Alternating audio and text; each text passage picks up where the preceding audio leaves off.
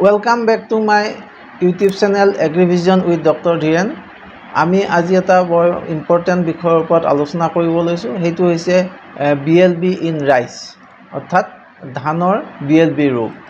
এতিয়া বন্ধুসকল আপোনালোকৰ পথাৰত এই ধানৰ এনেকুৱা ধৰণৰ সমস্যা দেখিছে নেকি? পাতবিলাক ৰঙা হালধীয়া পৰি গৈছে, কোমল পাতবিলাক মৰি গৈছে, শুকাই যোৱাৰ নিচিনা লাগিছে, পাতটো আগৰ পৰা অকণমান গুৰি দিগি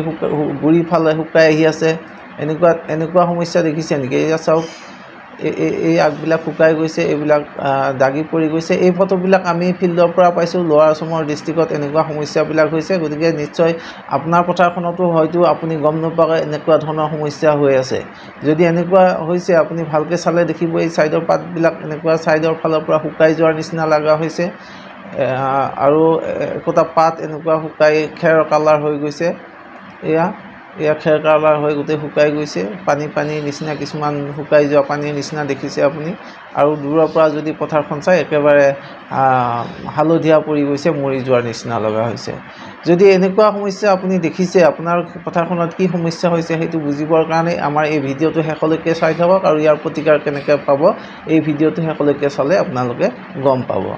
গতিকে যদি এনেকুৱা ধৰণৰ সমস্যা আপুনি পথাৰত দেখিছে, তেতিয়াহ'লে নিশ্চয় আপোনাৰ পথাৰখনত বেক্টেৰিয়েল লিভ ব্লাইটৰ আক্ৰমণ হৈছে। এইটো এটা বেমাৰ,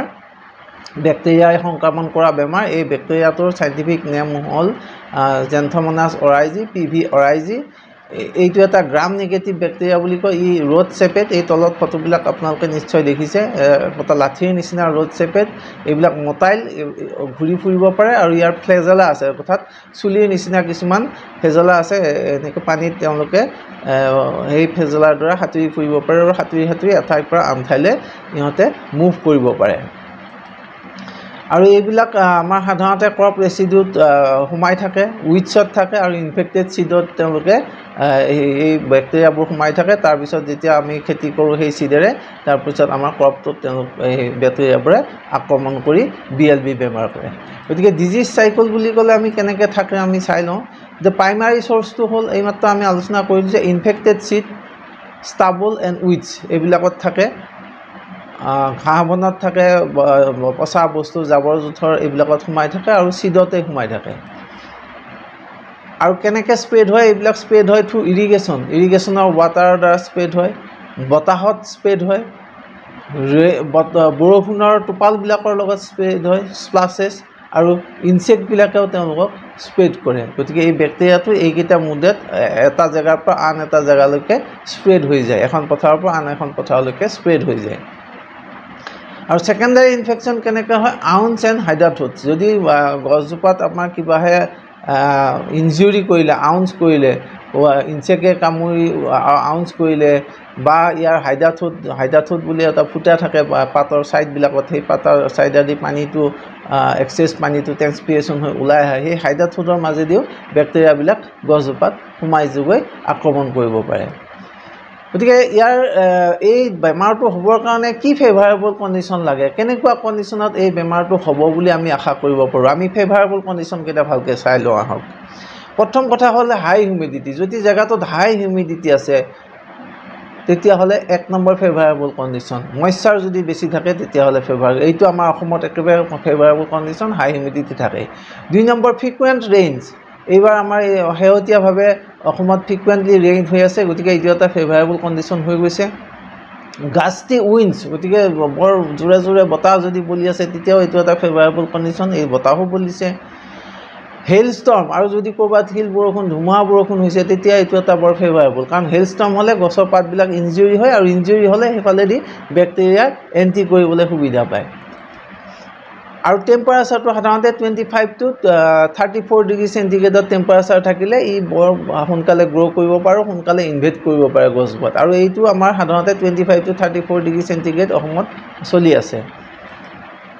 আৰু ষ্টেণ্ডিং ৱাটাৰ ইন ফিল্ডছ, সাধাৰণতে ক্ৰপ ফিল্ডখনত যদি ষ্টেণ্ডিং ৱাটাৰ থাকে, আৰু আমাৰ বিশেষকৈ শালিপেদিত আমি ষ্টেণ্ডিং ৱাটাৰ ৰাখিবলৈ চেষ্টা কৰোঁ, এই ষ্টেণ্ডিং ৱাটাৰ থাকিলে বেক্টেৰিয়াৰ আক্ৰমণটো বাঢ়ি যায়। এইটো এটা ফেভাৰেবল কণ্ডিশ্যন। আৰু লাষ্টলি ইনজুৰিজ বাই ইনচেক্ট, কিবা যদি ইনচেক্টৰ আক্ৰমণ হয়, যেনে লিফ ফল্ডাৰ, ষ্টেম বৰাৰ এটচেট্ৰা যদি আক্ৰমণ হয়, সেই আক্ৰমণ কৰি ইনচেক্টে যিবিলাক জেগাত ইনজিঅ'ৰ কৰিব, সেই ইনজিঅ'ৰ কৰা জেগাৰে বেক্টেৰিয়াটো সোমাই যায়। গতিকে এইকেইটা হ'ল আমাৰ ফেভাৰেবল কণ্ডিশ্যন আৰু চালে দেখা যায় যে আমাৰ ইয়াত থকা যিকেইটা কণ্ডিশ্যন প্ৰায় গোটেইকেইটা কণ্ডিশ্যনে অসমত পোৱা গৈছে এই সময়ত অসমত চলি আছে গতিকে আপোনাৰ পথাৰখনতো নিশ্চয় বেক্টেৰিয়েল লিভ লাইটৰ আক্ৰমণ হয়তো হৈছে আপুনি ভালকৈ চাওক কাৰণ ইতিমধ্যে অসমৰ বিভিন্ন জিলাৰ পৰা বিশেষকৈ লোৱাৰ আসামৰ জিলাৰ পৰা আমি এইটো ৰিপৰ্ট পাইছোঁ এই ফটোবিলাক আমি লোৱাৰ আসামৰ বিভিন্ন ডিষ্ট্ৰিক্টৰ পৰা পাইছোঁ গতিকে আপোনাৰ পথাৰখনতো হয়তো বেক্টেৰিয়েল লিভ লাইট হ'ব পাৰে যদি হৈছে আমি কেনেকৈ মেনেজ কৰিম এই বিষয়ে চাওঁ আহক আৰ্লি চিমটম কি হ'ব কেনেকৈ আমি প্ৰথমতে আইডেণ্টিফাই কৰিম প্ৰথম কথা হ'ল ৱাটাৰ চক য়েল্লোইছ লেজন আমি ক'লোঁ যে পানীত ভিজাৰ নিচিনা কিছুমান দাগ আমি দেখা পাম বিশেষকৈ পাতৰ ছাইডটোত দেখা পাম আৰু পাতৰ আগত দেখা পাম lesion start from the leaf tip and edges পাতৰ ছাইডৰ পৰা আৰু পাতৰ আগৰ পৰা অকণমান আগৰ পৰা তললৈকে দেখা পাম আৰু লেজন প্ৰগ্ৰেছেছ ডাউনৱাৰ্ড প্ৰথম পাতৰ টিপত আৰম্ভ হৈ লাহে লাহে তলৰ ফালে আহিব ছাইডত আৰু টিপত আৰম্ভ হৈ তলৰ ফালে আহিব এইটো এটা টিপিকেল চিমটম আৰু wilting and yellowing from the edges আমি উইল্টিং দেখিম য়েল্লো দেখিম অলৰেডি চোৱা ফটোকেইখনত আমি এইকেইটা চিমটম দেখা পাইছোঁ এইখন আমি পুনৰ চাইছোঁ ফটোখন এয়া আমাৰ টিপৰ পৰা আৰম্ভ হৈছে এয়া টিপৰ পৰা লিফ টিপৰ পৰা আৰম্ভ হৈছে আৰু য়েল্লোয়িং হৈছে এই ক্ৰমান্বয়ে তলৰ ফালে আহি আছে টিপিকেল চিমটম একদম টিপিকেল কি আছে য়েল্লোয়িং এণ্ড লিফ টিপ ড্ৰাইং এইটো একদম আমি চাব লাগিব যে য়েল্লো কালাৰ হৈছে নেকি আৰু লিফ টিপটো শুকাই গৈছে নেকি আৰু সেইটো প্ৰগ্ৰেছিং ডাউনৱাৰ্ড ক্ৰমান্বয়ে আগৰ পৰা তললৈ আহিছে নেকি এইটোৱে হ'ল টিপিকেল চিমটম আৰু লেজনছ আৰ লং ষ্ট্ৰ কালাৰ আৰু খেৰৰ নিচিনা কালাৰ হ'ব আৰু এইবিলাক দীঘলীয়াকৈ একোটা ষ্টিকৰ নিচিনাকৈ থাকিব আণ্ডাৰ হাই হিউমিডিটি মিল্কি বেক্টেৰিয়েল উজ আউট যদিও একদম আৰ্লি মৰ্ণিং আমি আপোনাৰ পথাৰখনত যায় আপুনি তেতিয়াহ'লে কিছুমান পানী সৰু সৰু টোপালৰ নিচিনা দেখিব এই টোপালবোৰ কিন্তু ক্ৰিষ্টেল ক্লিয়াৰ টোপাল নহয় অলপমান গাখীৰ মিহলি পানীৰ নিচিনা লাগিব সেইবোৰ আচলতে বেক্টেৰিয়াবিলাক ওলাই আহে পাতৰ হাইড্ৰা থ্ৰুৰেদি আৰু সেইবোৰ যেতিয়া দিনৰ ভাগত বতাহত পানীটো শুকাই যাব দিনত ভাগত পানীটো শুকাই যোৱাৰ পিছত ইয়াত কিছুমান দাগি লাগি থকাৰ নিচিনা দাগিব আপোনাৰ পাতটো দূৰৰ পৰা চালে বা ওচৰত গৈ ভালকৈ চালে এনেকুৱা লাগিব যে গাখীৰ মিহলি পানী অলপ পাতটোত পৰিছিলে তাৰপিছত সেই গাখীৰ মিহলি পানীটো শুকাই গ'লে যেনেকুৱা দাগি এটা থাকি যায় কাপোৰত যেনেকুৱা গাখীৰ পৰা গাখীৰ দিয়া চাহ এটা শুকাই গ'লে যেনেকুৱা দাগি লাগে যায় ঠিক তেনেকুৱা এটা গাখীৰ মিহলি পানী এটা যেন শুকাই যোৱাৰ দাগ এটা দেখিব এইটো দেখিলে আপুনি একদম ক্লিয়াৰ হ'ব যে এইটো বেক্টেৰিয়েল লিভ লাইট হয়েই গতিকে চিমটমছ এইটো কেচেক বুলি এটা চিমটম আছে এইটো আৰ্লি ষ্টেজত হয় এইটো ইয়াং প্লাণ্টছত হয় 30 পৰা 40 days after transplant that days after ট্ৰান্সপ্লাণ্টত 30 পৰা 40 দিন ভিতৰত এইটো হ'ব পাৰে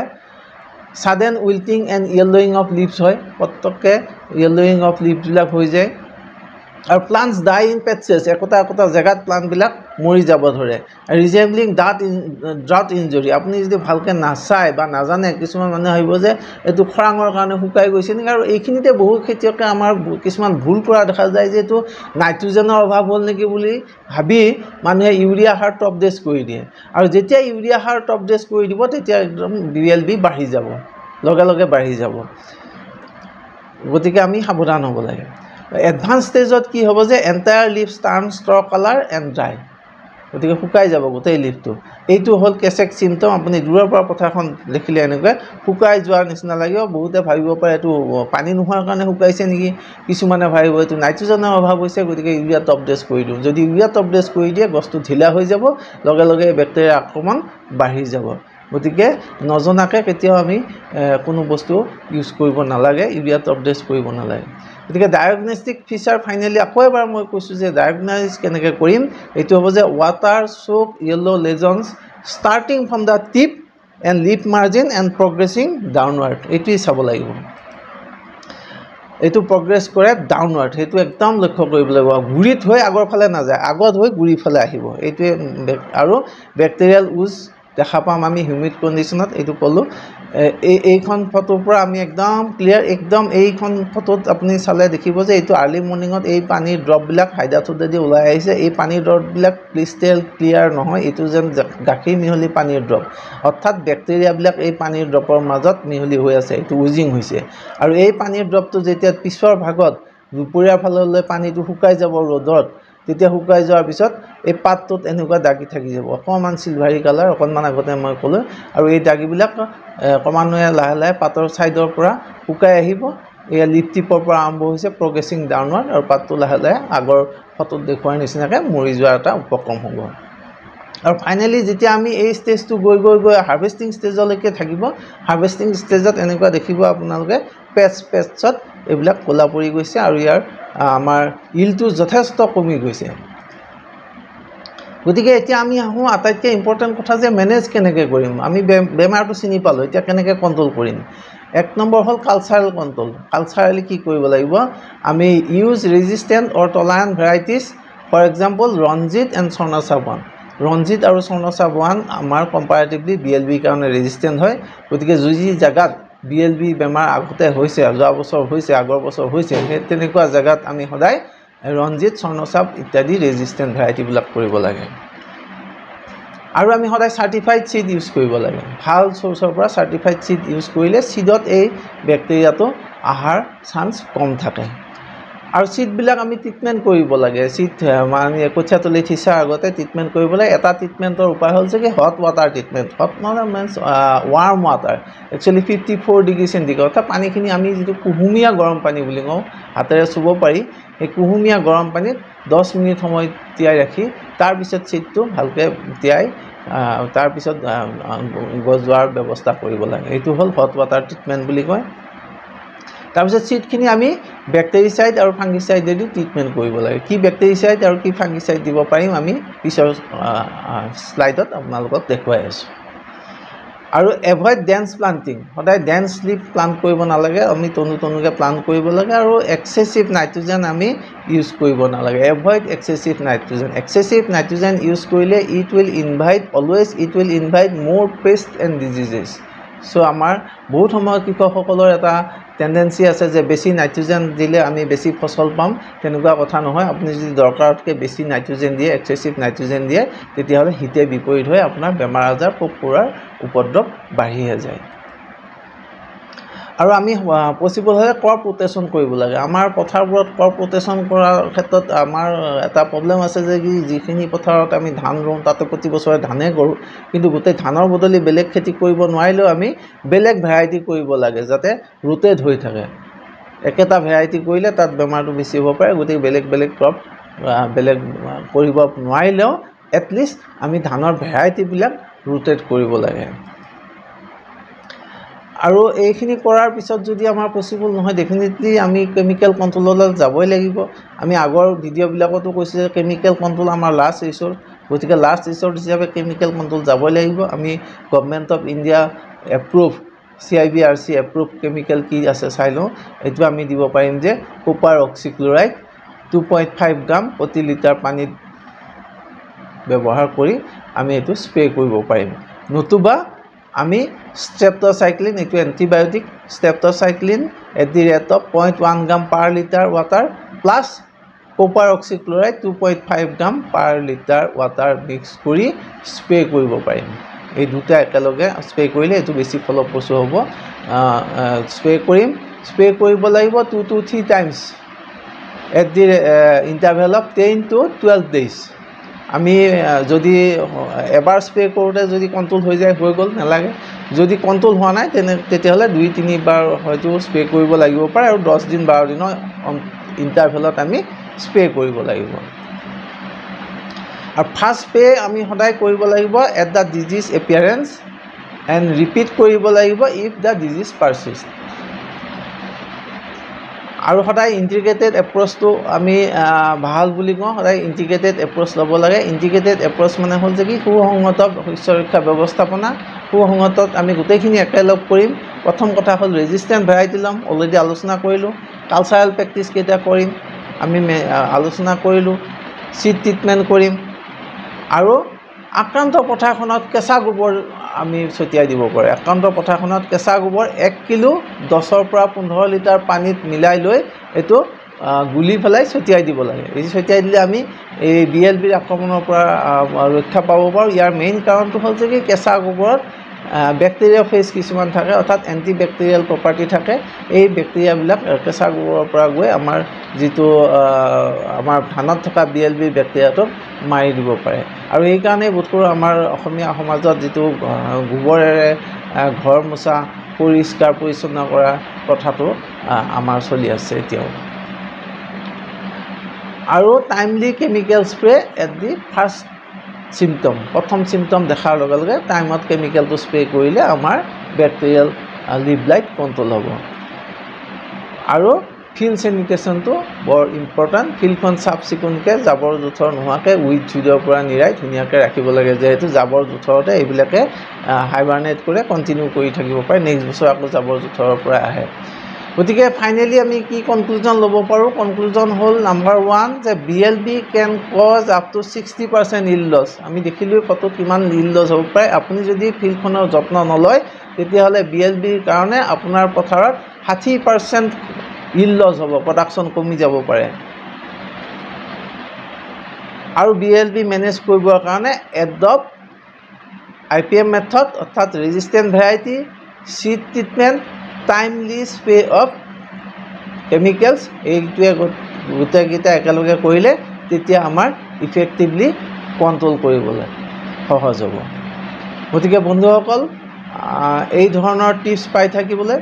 আমাৰ YouTube channel Agrivision with doctor Dhiren নতুবা @agrivision_hub মাৰি আপোনালোকে আমাৰ ভিডিঅ'বোৰ চাই থাকক নতুন নতুন টিপছ পাই থাকক আৰু আপোনাৰ কৃষি কৰ্ম ভালদৰে আগুৱাই লৈ যাওক কোনো সমস্যা ফিল্ডত সমস্যা নোহোৱাকৈ আগুৱাই লৈ যাওক চ' আজিলৈকে ইমানে thank you keep viewing my YouTube channel thank U